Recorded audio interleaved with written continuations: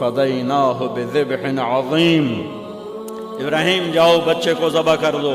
چھری لے کر باپ چلا 1500 کلومیٹر کا سفر، سارے راستے کیا سوچ ہوگی کہ میں چھری چلانا، اے بکرا تھوڑا ہے، میرا چاہیں تے بکرا ذبح ہویا پہ کہ وہ عید پڑھ کے گئے اسے، اے بکرا تو نہیں کومنا، پتر کومنا ہے۔ عمر کتنی ہوگی؟ 92 سال۔ 92 سال ایک بندے کو مرغی نہیں کوئی جانتے، تو پتر کومن دا حکم آ گیا۔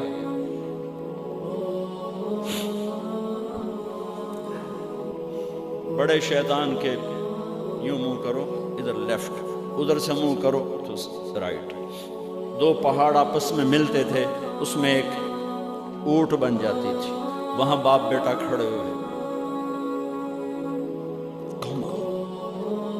92-95 سال کی عمر ہے، اور آگے معصوم پھول ہے۔ بچہ تب پرایا بھی ہوئے تو پیارا لگتا، اپنا جگر۔ انی ارا فی المنام انی اذبحک فانظر ماذا تری، بیٹا تیرے ذبح کا حکم آ چکا، کیا کہتے ہیں؟ تو آگے بیٹا کہتا ہے تسی خواب دیکھیا، میرا کی قصور کہ میں نے خواب دیکھا تجھے ذبح کرتا ہوں۔ تو آگے اسماعیل کہتے ابا میرا کیا قصور ہے، خواب تو آپ نے دیکھا ہے، میں تو آپ کی اکیلی اولاد ہوں، مجھے کیوں ذبح کرتے؟ جواب سنو، یا ابا تفعل، میں قربان جاؤں قرآن کے اس تعبیر پر۔ اسماعیل علیہ السلام کے جذبات کو دو لفظ، یا ابا تفعل، یا ابت افعل،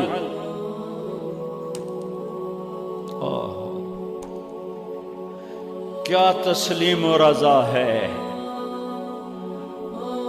ترجمہ جو بھی ہے، فرمایا دیر کیوں کر رہے ہو؟ اس سے جو نکلتا ہے نا ایک خوبصورت مفہوم وہ ہے، ابا تو دیر کیوں کر رہے ہو؟ تو حیران ہو گئے، تجھے پتہ ہے میں کیا کہہ رہا ہوں؟ ہاں پتہ ہے، اب مجھے ذبح کرنے کا کہہ رہا ہوں، تو کوئی گھاٹے کا سودا نہیں ہے، آپ کے بدلے میں جنت، دنیا کے بدلے میں جنت ملے گی، اور آپ کے بدلے میں اللہ ملے گا، اس میں کیا گھاٹا ہے؟ آئے خیال پیچھے چلا گیا ماں کی طرف، کہنے لگے ہاں میری ماں نو بڑا دکھ ہوئے گا۔ تو پھر اپنا کرتا اتارا، کہا ابا یہ کرتا میری ماں کو دے دے، جب میں کبھی یاد آیا کروں گا تو یہ کرتا دیکھ لیا کرے گی، اور مجھے اپنے کرتے میں یہیں دفن کر دینا، مجھے ادھر نہ لے جانا، یہیں دبا دینا، شاید میری ماں میری ذبح شدہ لاش دیکھ نہ سکی۔ 8-9 سال کا بچہ خلیل اللہ کو کیا کہہ رہا ہے؟ میرے ہاتھ پاؤں باندھ دے بابا، شاید میرا پاؤں یا ہاتھ تجھے لگ کے کوئی بے ادبی نہ ہو جائے، میرے ہاتھ پاؤں باندھ، مجھے الٹا لیٹا، سیدھا نہ لٹانا، کہیں آنکھوں میں آنکھیں پڑیں اور تیرا دل نرم ہو جائے، تیرا ہاتھ نہ کمب جاوے، میرے رب دے امر اچ دیر نہ ہو جاوے۔ ان کو ماننے والی امت کہے سود کے بغیر گزارا نہیں، جھوٹ کے بغیر گزارا نہیں، ملاوٹ کے بغیر گزارا نہیں، رشوت کے بغیر گزارا۔ آگ لگا دو اپنی تاریخ کو، جاؤ جو مرضی کرو، جو مرضی گندگی کھانی ہے کھاؤ، اللہ کی جنت جہنم کو بھلا دو، جو کرنا ہے کرو، تمہارے بھلانے سے حقائق نہیں مٹ سکتے، جنت بھی ہے جہنم بھی ہے، اور حلال حرام پہ فیصلے بھی ہیں۔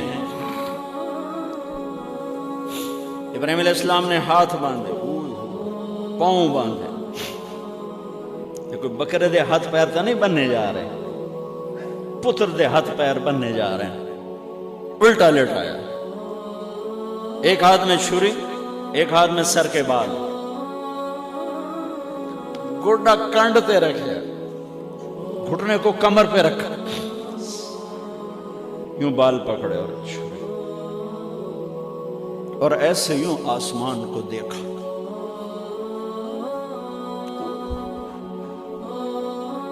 فرمایا یا اللہ تو مجھ سے ناراض ہو گیا؟ یا اللہ تو مجھ سے ناراض ہو گیا کہ اسماعیل کی محبت میرے دل میں تجھ سے زیادہ ہو گئی؟ نہیں، کبھی نہیں۔ یا کوئی میرا امتحان ہے؟ یا اللہ میرے دل میں تو ہی تو ہے، لاکھوں اسماعیل تجھ پہ قربان کر۔ آسمان کے فرشتے 2 دفعہ روئے ہیں جب سے پیدا ہوئے ہیں۔ ایک یہ جو واقعہ سنا رہا ہوں، جب ابراہیم کی فریاد 7 آسمانوں میں گونجی تو نہ رونے والے فرشتوں کے بھی چیخیں نکل گئی۔ اور ایک طائف کی وادی میں جب میرے نبی کو پتھر پڑے اور آپ بے ہوش ہو کے گرے تو آسمان کے فرشتوں کی چیخیں نکل گئی۔ اب چھری جو چلائی میرے رب کا امر آ گیا، نہیں کاٹو گی، نہیں کاٹو گی۔ یہ نہیں کہ یہاں کوئی لوہے کا ٹکڑا آ گیا یا چھری موم بن گئی یا اے ٹوٹا لوہا بنیا۔ چھری تیز تھی، گوشت نرم تھا۔ عرش والے نے کہا نہیں، چھری کیسے کٹے گی؟ آگ نہ جلائے، اب کیسے جلائے گی؟ مچھلی کے پیٹ میں جا کے موت مت آئے، اب کیسے موت آئے گی؟ دوسری دفعہ، تیسری دفعہ نہیں چلی، اٹھے جا کے پتھر پہ تیز۔